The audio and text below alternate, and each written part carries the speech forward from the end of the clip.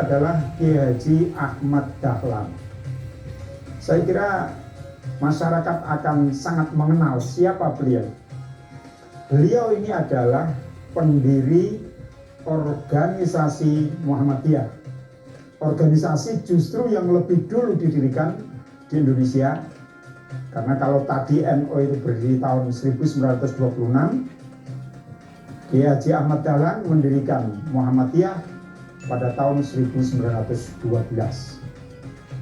Jadi dua tokoh besar yang akhirnya kemudian menjadi pendiri organisasi besar di Indonesia itu ternyata pernah ngaji, berguru kepada Kiai Soleh Darat di Semarang. Siapa lagi tokoh yang lain?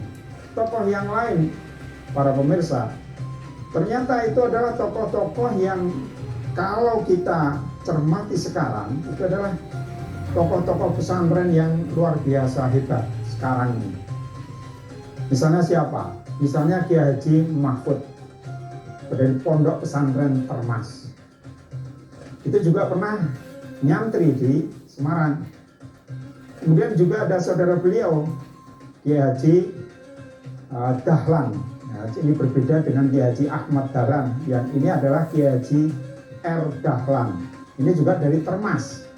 Nah, itu juga ada yang lahir dari pendidikan pesantren santri Kiai Haji Soleh Darat. Nah, mungkin karena kehebatannya itu, ya, Kiai Dahlan dari Termas ini akhirnya kemudian dijadikan menantu, ya, jadi menantu Kiai Soleh Darat di Semarang. Ya, jadi dari Kiai Soleh ini lahir banyak sekali kiai-kiai. Ada lagi, mungkin saya kira para pemirsa juga mengenal Pondok Pesantren Al-Munawir di Jogja. Pondok pesantren yang sudah sangat tua dan melahirkan banyak sekali kiai.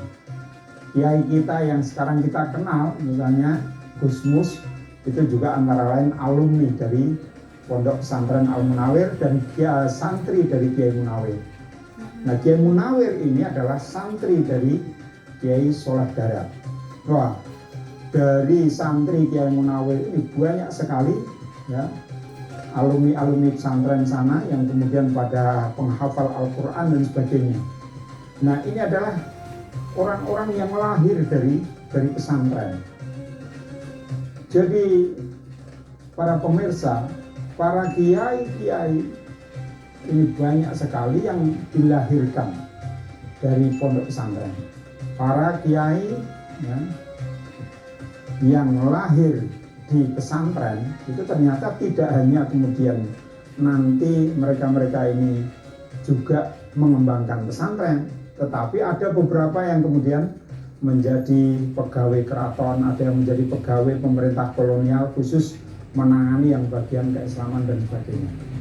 Sehingga ini menjadi kekuatan yang penting lahirnya tokoh-tokoh dari pondok pesantren yang kita kenal. Para pemirsa, jadi sebagai kesimpulan dari pertemuan ini, mari, ya, kita, generasi kita tidak perlu khawatir kalau kemudian harus menjadi santri di pondok-pondok pesantren. Karena pondok pesantren tadi sudah saya ceritakan melahirkan tokoh-tokoh yang hebat, bahkan sekarang salah satu wakil presiden kita itu juga seorang santri, yaitu Kiai Haji Ma'ruf Amin. Banyak melahirkan tokoh-tokoh yang hebat di Indonesia ini. Terima kasih. Assalamualaikum warahmatullahi wabarakatuh. Nah, itu dia dari pemirsa di rumah penjelasan tentang tokoh-tokoh besar yang lahir di pesantren.